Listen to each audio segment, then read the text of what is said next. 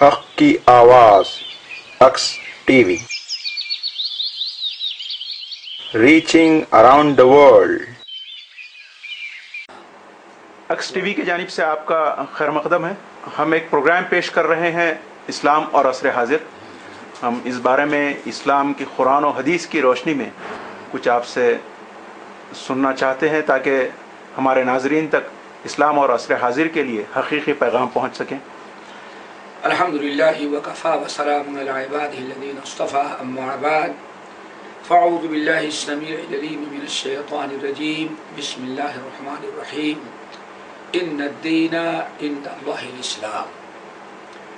اسلام ایک عالمگیر مذہب ہے، اور اللہ رب العالمین نے آدم علیہ السلام کو جو دین لے کر کے بھیجا وہ دین اسلام، اور آدم علیہ السلام کے بعد سے لے کر کے 1,24,000 جن کی تعداد بیان کی جاتی ہے، جتنے انبیاء علیہ السلام آئے ہیں، ہر ایک نے اسلام کی ہی دعوت دی ہے۔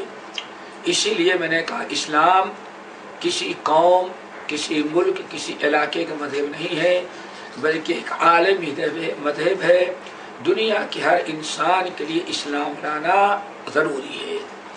لیکن آخری نبی جو خاص طور سے اسلام اور عصر حاضر کے متعلق کچھ بتانا ہے، وہ یہ ہے کہ آخری نبی محمد صلی اللہ علیہ وسلم کی نبوت اور رسالت، اور جو آپ اسلام لے کر کے آئے اس میں، اور آپ سے پہلے جتنے انبیاء علیہ السلام گزرے ہوئے ہیں، ہر ایک میں تھوڑا سا فرق تھا، اور اسی فرق کو سمجھ لینے کے بعد اسلام اور عصر حاضر کا معاملہ نہایت آسانی کے ساتھ سمجھا جا سکتا ہے۔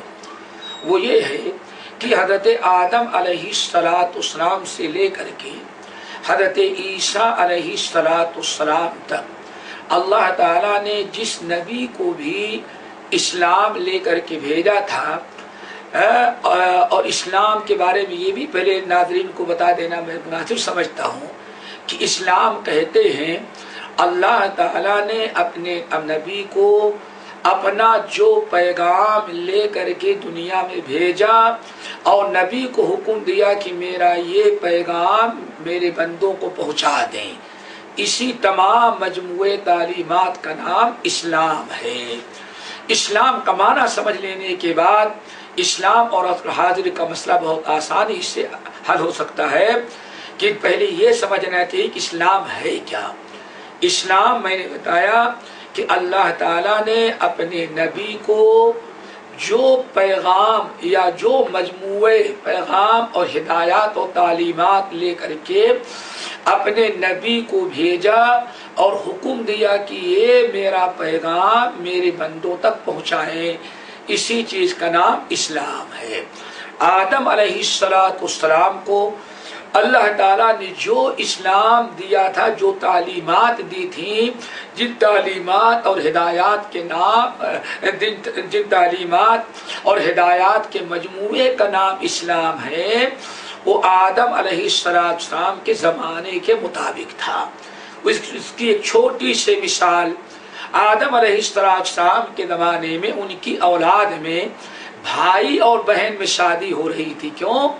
دنیا میں اور کوئی خاندان نہیں تھا کہ انسان دوسروں سے شادی کر سکے، اسی لیے اللہ تعالیٰ نے اس وقت کے حالات کے مطابق آدم علیہ السلام کو یہ جو اسلام لے کر کے بھیجا، ان تعلیمات میں سے یہ وہ تعلیمات اس زمانے کے مطابق تھیں، اور حکم دیا کہ ہاں بھائی بہن سے شادی کر سکتا ہے۔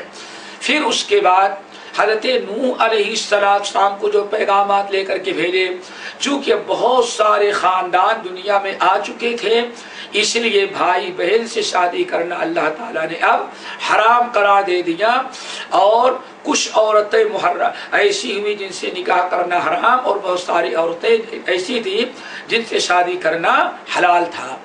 اسی طرح سے دو نبی کے زمانے کی مثال میں نے دی ہے۔ ہر نبی کو جو اسلامی تعلیمات اللہ نے لے کر کے بھیجی اس زمانے کے مناسب اور مطابق ہوتی تھی، لیکن چونکہ آخری نبی محمد صلی اللہ علیہ وسلم آخری پیغمبر ہیں، आखिरी रसूल हैं। आपके बाद कोई और पैगंबर और रसूल क़यामत तक आने वाला नहीं है।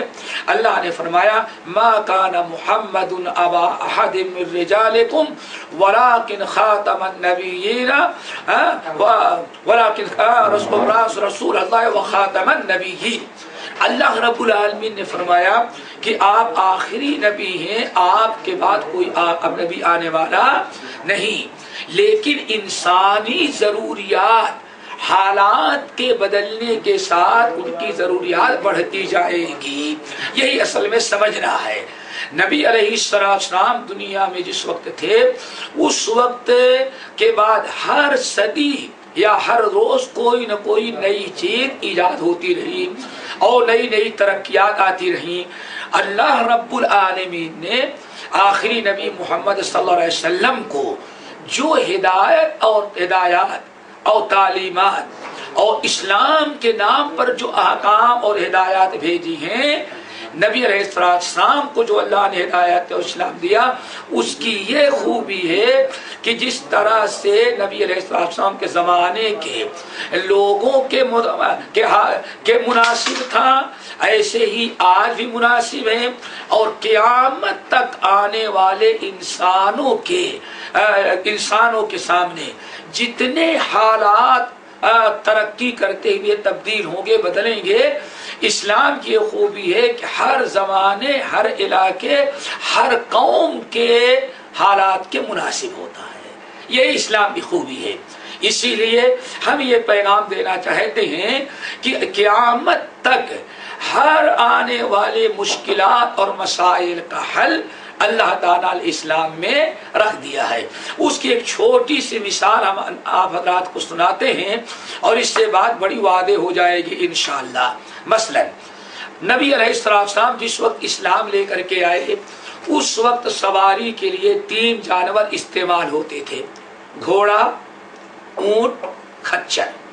वल खैला वल बिगाला वल हमीरा, 3 किस्म की सवारियां होती थी। बस इंसान ऊंट की सवारी करें या घोड़े की सवारी करें या खच्चर और गधे की सवारी करें। नबी अलैहिस्सलाम के दुनिया से जाने के बाद यही तीनों सवारियां इस्तेमाल होती रहीं। एक अरसे दराज के बाद हमारे यहाँ सबसे तेज रफ्तार सवारी जो ईजाद हुई वो साइकिल होगी। अब कोई आदमी ये कहे, हमसे पूछे किसी मुसलमान से कि सवारी का तस्करा, साइकिल का तस्करा तो साइकिल का वजूद आपके नबी के ज़माने में नहीं था, आप साइकिल क्यों इस्तेमाल करते हैं?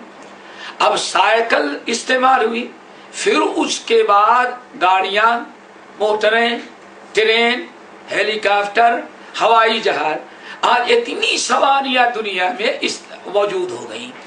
हम ये कहते हैं इस्लाम में ये सवारियां जो आज तक पैदा हैं इनका इस्तेमाल करना जायज़ है, बवक्त ज़रूरत इनका इस्तेमाल वाजिब है। और न जाने क़यामत तक कितनी सवारियां पैदा होंगी, दुनिया की कोई साइंस नहीं बता सकती, लेकिन कुरान ने उसका मसला हल कर दिया है। 14वां पारा सूरतुन नहल, अल्लाह ने इरशाद फरमाया वल खैला वल बिगाला वल हमीरा लितरकबूहा व ज़ीना। ऐ मेरे बंदो, हमने तुम्हारे ज़ेब ज़ीनत और सवारी के लिए हमने ऊँट दिया है तुमको, हमने घोड़े दिए हैं, खच्चर दिए हैं, अभी फिलहाल इनको तुम इस्तेमाल करो। वयख्लुक़ु मा ला तालमून, और आइंदा जमाने में पता नहीं क्या क्या सवारियां हम तुम्हारे लिए पैदा करेंगे, वो मेरे ही प्रोग्राम में है, अभी तुमको वहां तक सोच नहीं सकते। इसीलिए एक वाज़ेह मिसाल मैंने दिया, लोगों के लिए ये कहना जायज नहीं भाई इस्लाम उस जमाने में पुराना हो गया, उस जमाने में इस्लाम चल सकता था, आज दुनिया इतनी तरक्की कर गई कि आज इस्लाम हमारा साथ नहीं दे सकता। नहीं, इस्लाम जैसे उस जमाने में लोगों को साथ दिया था, آج بھی اسلام ساتھ دے گا، اور آئندہ قیامت تک آنے والے زمانے میں جو کچھ پیدا ہوگا، جو حالات ہوں گے، انشاءاللہ اسلام اس وقت بھی ان کا، مسلمانوں کا ساتھ دے گا۔ مولانا ایک اور سوال ہے، جی، کیا اسلام میں تمام علوم کی تعلیمات بتائی گئی ہے یا کوئی محدود علم تک اس کو لمٹ کیا گیا ہے؟ بہرحال قرآن پاک میں اگر قرآن غور کیا جائے تو سب سے پہلی چیز تو علم کہا گیا کتاب و سنت کو، علوم شرعیہ کو، اس میں کوئی شک نہیں کہ جس علم کی فضیلت بیان کی گئی وہ کیا ہے؟ کتاب و سنت۔ لیکن اسلام نے ان کسی ایسے علوم کی نفی نہیں کی ہے جن علوم سے انسان اپنے دنیاوی معیشت، اپنے دنیاوی قوت، ترقی، عروج کو حاصل کر سکے، کسی ایسے علم سے اللہ نے منع نہیں کیا ہے، بشرطے کہ وہ کسی اسلامی قانون اور اسلامی احکام سے ٹکراتے نہ ہوں۔ رہی بات آج کہا جاتا ہے سائنس، سائنس کا مطلب کیا ہے؟ اللہ کی مخلوقات پر غور و فکر کرنا۔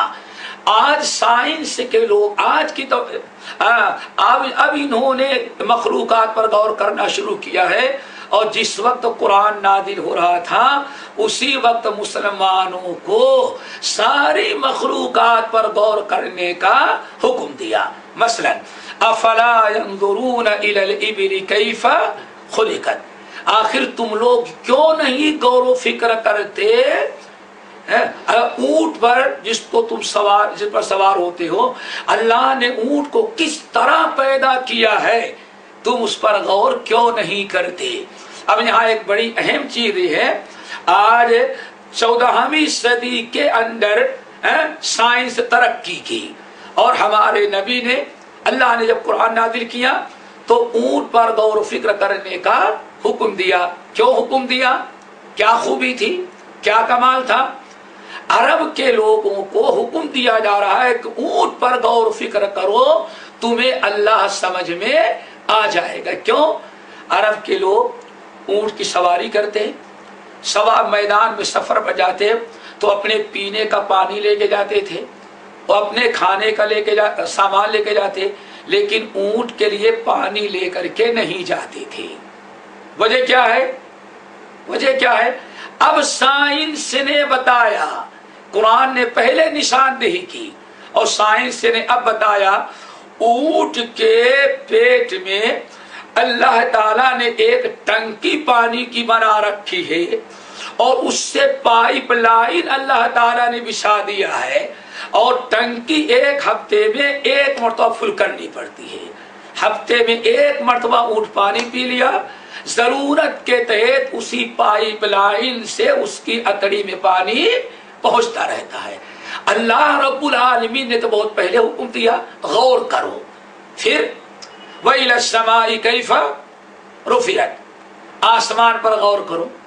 وَإِلَى الْأَرْضِ كَيْفَ سُطِحَتْ، زمین کو ذرا دیکھو اللہ نے کیسے بنایا ہے۔ پھر اس کے علاوہ اللہ رب العالمین واضح طور فرمایا کہ ان فی خلق السماوات والارض واختلاف اللیل والنہار لآیات لأولی الالباب، آسمان زمین ساری مخلوقات پر اللہ تعالیٰ نے ہمیں غور و فکر کرنے کا حکم دیا، اور اسی غور و فکر کرنے کا نام میں سمجھتا ہوں اگر سائنس نے کیا تو اسی کا نام لوگوں نے سائنس رکھ دیا۔ گویا کہ سائنس دانوں سے پہلے اسلام نے ہمیں مخلوقات پر غور و فکر کرنے کا حکم دیا۔ لیکن اب یہاں تھوڑا سا فرق ہے، ان تمام مخلوق، اسلام جو حکم دے رہا ہے کہ ان تمام مخلوقات پر غور کرو، اللہ فرماتے اس کا مقصد ہے کہ اس کے ذریعے تم اپنے خالق کو پہچانو، یہ ہے غور کرنے کا حکم۔ مطلب اسی لیے اللہ رسول نے ارشاد فرمایا کہ تفکروا فی خلق اللہ، تم اللہ کی مخلوقات پر غور کرو تاکہ تمہارا خالق تمہیں سمجھ میں آ جائے۔ اللہ کی ذات پر غور و فکر کرو گے تو گمراہ ہو جاؤ گے۔ جی مولانا، آج کی نوجوان نسل کے لیے آپ کوئی میسج چھوٹا سا دینا چاہیں گے؟ ہم تو یہی میسج دینا چاہیں گے کہ ابو حنیفہ رحمۃ اللہ علیہ کہتے تھے جمیع فی القرآن ولکن تکاثر عنہ افہام الرجال، قیامت تک آنے والے سارے علوم و فنون کو اللہ تعالیٰ نے قرآن میں بھر دیا ہے۔ نوجوانوں کو چاہیے کہ کچھ بھی پڑھیں سیکھیں، لیکن کتاب اللہ پر ضرور غور کریں، اور قرآن پر غور کریں گے تو قرآن ان کو دنیا کے سارے علوم کی رہنمائی کرے گا۔ حق کی آواز اکس T V, reaching around the world.